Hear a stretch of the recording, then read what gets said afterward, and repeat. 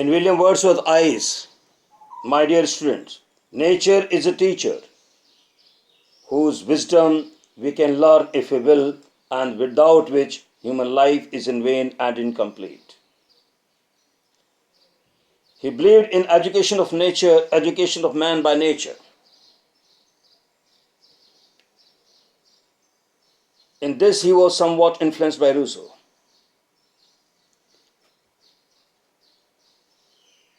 This, he believed in the education of nature by man in nature. In this, he was somewhat influenced by Rousseau. This interrelations of nature and man is very important in considering Wordsworth's view of both. In TINTERN, ABBEY, he also distinguishes his love for nature as a boy from his love for her as a man. As a boy, his love for nature was a physical passion. As a grown-up man, his love for nature is intellectual or spiritual. As a boy, nature was an appetite with its aching joys and dizzy raptures. As a man, his love is thoughtful because of the still sad music of humanity which he has heard. So, my dear students, William Wordsworth's attitude to nature can be clearly differentiated from that of the other great poets of nature. He did not prefer the wild and stormy aspects of nature like Byron, or the shifting and changeful aspects of nature and scenery of the sea and sky like Shelley, or the purely sensuous in nature like Keats. It was his special characteristics to concern himself not with the strange and remote aspects of the earth and sky, but nature in her ordinary, familiar, everyday moods. Nor did he recognize the ugly side of nature. Nature red in tooth and claw, as Tennyson did. Wordsworth is to be distinguished from the other poets by the stress he places upon the moral influence of nature and the need of man's spiritual intercourse with her. So, my dear students, I would like to tell you something about this poem. This poem, TINTERN ABBEY, or line composed a few miles above TINTERN ABBEY, was written on July 13, 1798 and published in the same year in the volume Lyrical Ballads, which is an important landmark in the history of English poetry. William Wordsworth's note on the poem runs thus: I began it upon leaving Tintern after crossing the river Wye and concluded it just as I was leaving Bristol. In the evening, after a ramble of 4 or 5 days with my sister Dorothy, not a line of it was altered. Not even a single line of this poem was altered. Not any part of it written down till I reached Bristol. Then Tintern Abbey, now in ruins, stands some 10 miles above the place where the river Wye joins the Severn. In the course of his visit in 1798, the poet revisited it, his first visit being 5 years earlier in 1793. So now 1793. So this poem was composed a few miles above Tintern Abbey on revisiting the banks of the Wye, visiting a tour, July 13, 1798. Remember this. And his first visit being 5 years earlier, 1793. Now I'll recite the poem. Please pay attention. 5 years have passed. 5 years have passed, 5 summers with length of 5 long winters. My dear students, pay attention. How William Wordsworth is writing and telling us. 5 years have passed, 5 summers with a length of 5 long winters, and again I hear, and again I hear these waters rolling from the mountain springs. 5 years have passed, 5 summers with the length of 5 long winters, and again I hear these waters rolling from the mountain springs. With a soft inland murmur, once again, do I behold these steeps and lofty cliffs. Once again do I behold these steep and lofty cliffs that on a wild secluded scene impress thoughts of more deep seclusion and connect the landscape with the quiet of the sky. The day is come when I again repose. The day once again. আবার আমি দেখছি. Once again do I behold these steep and lofty cliffs that on a wild secluded scene impress thoughts of more deep seclusion and connect the landscape with the quiet of the sky. The day is come when I again repose. The day is come when I again repose. Here under this dark sycamore. Here under this dark sycamore and view these plots of cottage ground, these orchard turfs, these plots of cottage ground, these orchard turfs, which at this season with their unripe fruits are clad in the green hue and lose themselves mild groves and copses. Mid groves and copses. Once again. Once again. Once again. I see these hedgerows, hardly hedgerows, little lines of spotty wood run wild these pastel forms, green to the very door and wreaths of smoke, sent up in silence from among the trees, with some uncertain notice as might seem. With some uncertain notices might seem of vagrant dwellers in the houseless woods or of some hermit's cave, where by his fire the hermit sits alone. Where by his fire the hermit sits alone. My dear students, please pay attention. These beauteous forms, these beauteous forms through a long absence have not been to me. These beauteous forms through a long absence have not been to me, as is a landscape to a blind man's eye, but oft in lonely rooms and amid the din of town and cities. I have owed to them in hours of weariness sensation sweet. I have owed to them in hours of weariness sensation sweet, felt in the blood in my blood veins. I have owed them in hours of weariness sensation sweet, felt in the blood and felt along the heart and passing even into my purer mind. I have owed to them in hours of weariness sensations sweet, felt in the blood and felt along the heart and passing even into my purer mind, with tranquil restoration failing to of unremembered pleasure, such perhaps as have no sight of trivial influence on that vast portion of a good man's life, his little nameless unremembered acts of kindness and of love, nor less I trust to them I may have owed another gift of aspects more sublime, that blessed mood in which the burden of the mystery,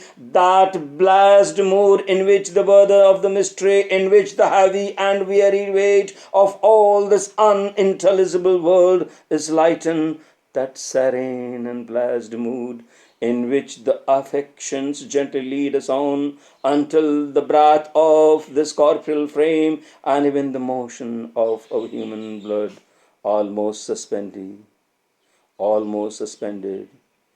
we are laid asleep. We are laid asleep in body and become a living soul.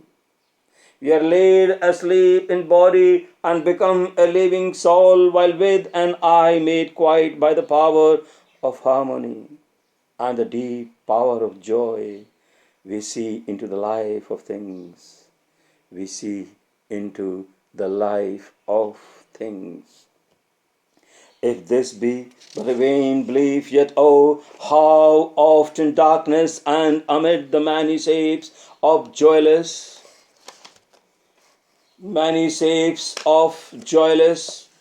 delight, when the fretful, still, unprofitable, and the fever of the world have hung upon the beatings of my heart, how often in spirit have I turned to thee? How oft in spirit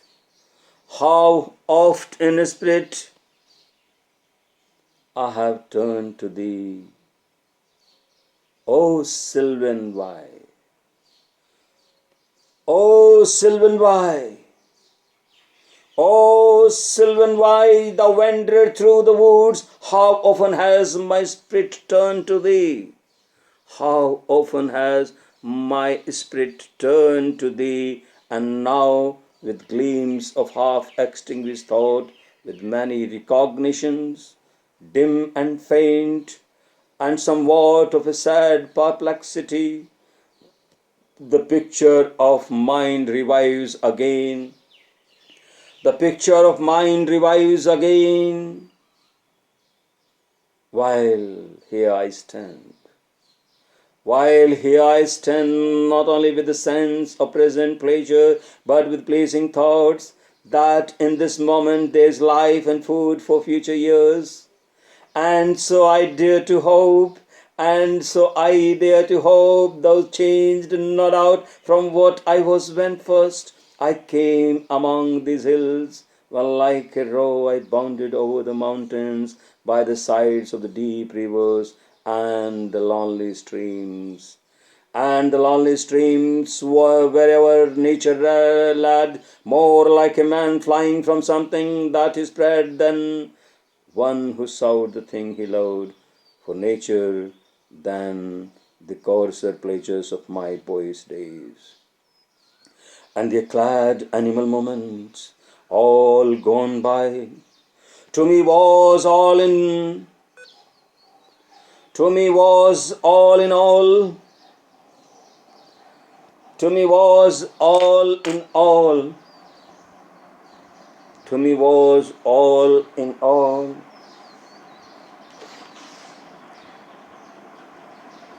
To me was all in all.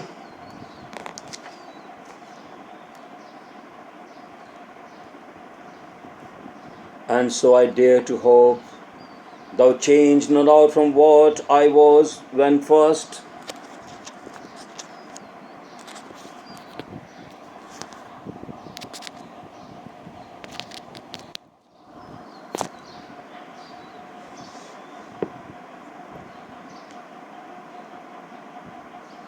I turned to thee. See how William Wordsworth is saying. When the fruitful still, unprofitable, and the fever of the world have hung upon the beating of my heart, how oft in spirit I have turned to thee. How oft in spirit I have turned to thee. O Sylvan, why? Thou wandered through the woods, how often has my spirit turned to thee, and now with gleams of half-extinguished thought, with many recognition dim and faint, and somewhat of a sad perplexity, the picture of the mind revives again, while here I stand, not only with the sense of present pleasure, but with pleasing thoughts that in this moment there is life and food for future years, and so I dare to hope. Thou changed not out from what I was then. First I came among these hills, when like a roe I bounded over the mountains by the sides of deep rivers and the lonely streams. By the sides of deep rivers and lonely streams, wherever nature led, more like a man, flying from something that he dreads than one who sought the things he loved. For nature, than the coarser pleasures of my boy's days, and their glad animal moments all gone by to me. To me was all in all, I cannot paint what then I was, this sounding cataract. The sounding cataract haunted me like a passion, the tall rock, the mountain, and the deep and gloomy wood. Their colors and their forms were then to me an appetite, a feeling, and a love that had no need of a remoter charm by thought supplied, nor an interest unborrowed from the eye. The time is past, and all its aching joys are now no more, and all its dizzy raptures not for this faint eye, nor mourn, nor murmur.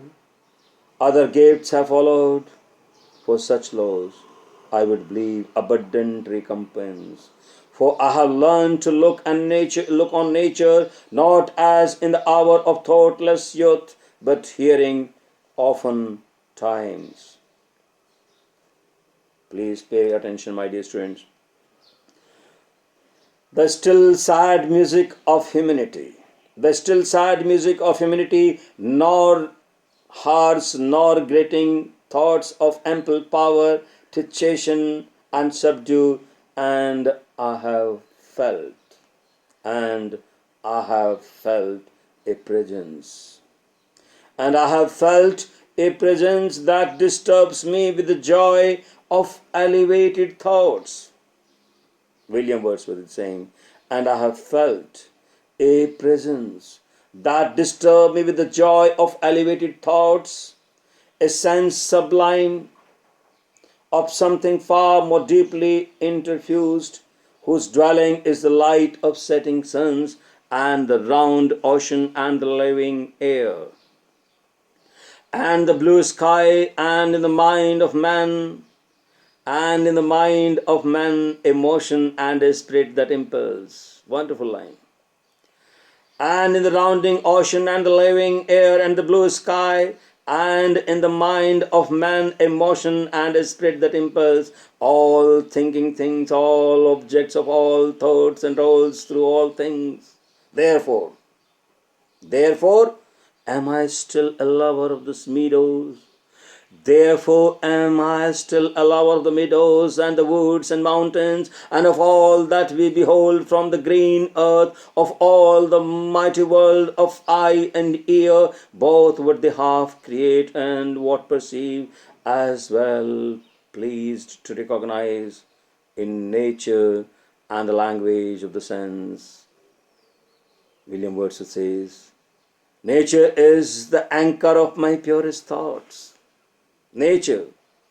Nature is the anchor of my purest thoughts, the nurse, the guide, the guardian of my heart and soul, of all moral beings.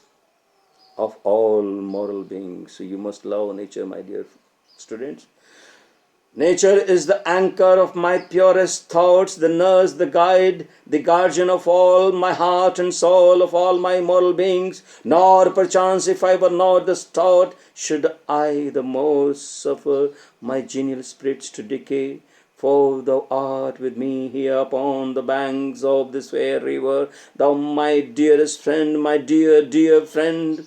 Thou, my dearest friend, my dear, dear friend, and in thy voice I catch the language of my former heart and read my former pleasures in the sorting lights of thy wild eyes. But who is that, my dear, dear, dearest friend? It's Sister Dorothy, with whom he went there. If I were not thus taught, should I the more suffer my genial spirits to decay? For thou art with me here upon the banks of this fair river, thou my dearest friend, my dear, dear friend, and in thy voice I catch the language of my former heart, and read my former pleasures in the shooting lights of thy wild eyes. Or yet a little while may I behold in thee. Oh, yet a little while may I behold in thee what I was once, my dear, dear sister, is saying in this line. Oh, yet a little while may I behold in thee. May I behold in thee what I was once, my dear, dear sister, and the prayer I make, knowing that nature never did betray the heart that loved her.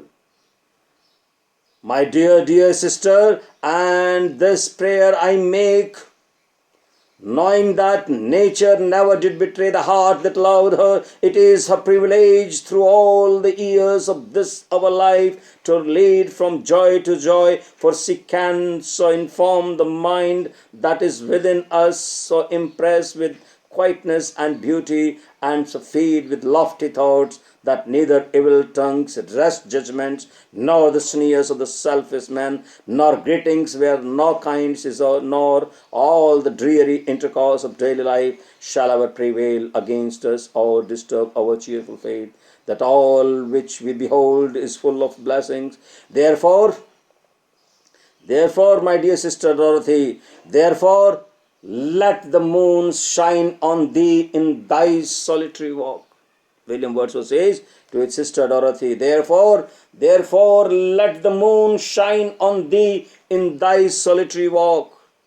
Therefore, let the moon shine on thee in thy solitary walk, and let the misty mountains winds be free to blow against thee, and I in after years, when these wild ecstasies shall be matured into a sober pleasure, when thy mind shall be mentioned, for all lovely forms the memory be as a dwelling place, for all sweet sounds and harmonies. Oh, then if solitude or fear or pain or grief, oh, then if solitude or fear or pain or grief should be thy portion, with what healing thoughts of of tender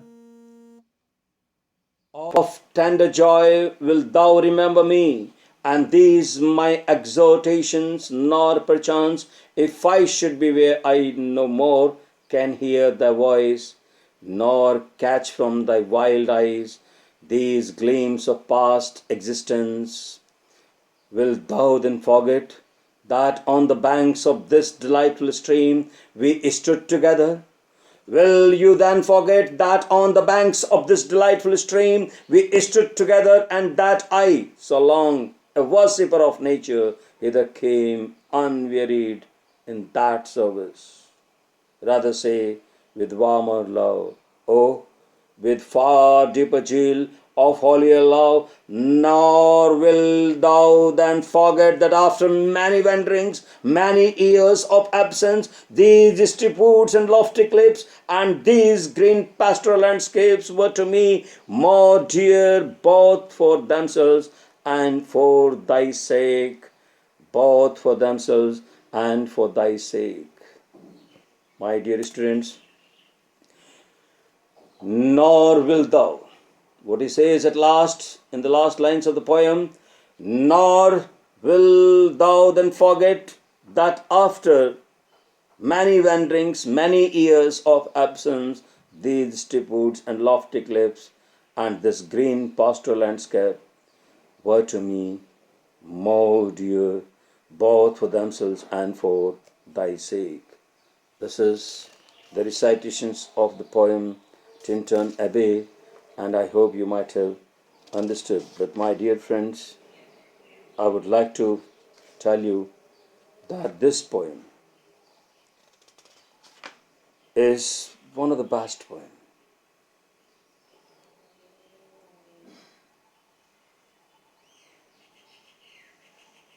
This poem is one of the best poem, and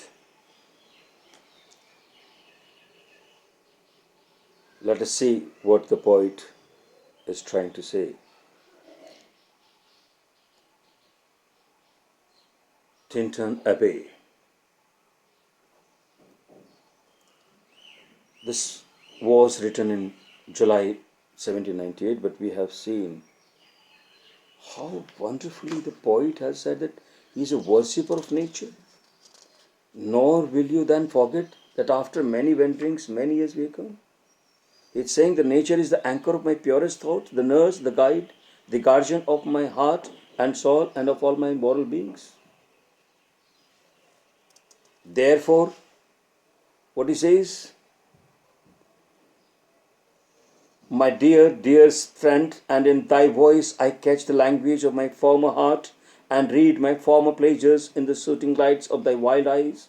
Or yet a little while may I behold in thee what I was once, my dear, dear sister, and this prayer I make, knowing that nature never did betray the heart that loved her. Therefore let the moon shine on thee in thy solitary walk, and let the misty mountain winds be free to blow against thee. The still sad music of humanity, nor harsh nor grating, thou of ample power to chasten and subdue, and I have felt a presence that disturbs me with the joy of elevated thoughts, a sense sublime of something far more deeply interfused, whose dwelling is the light of the setting sun, and the round ocean, and the living air, and the blue sky, and the mind of man, a motion and a spirit that impels all thinking things, all objects of all thoughts, and rolls through all things. Therefore am I still a lover of the meadows, and the woods and mountains, and of all that behold from the green earth. In nature and the language of sense, the anchor of my purest thoughts, the nurse, the guide, the guardian of my heart and soul, of my all moral beings.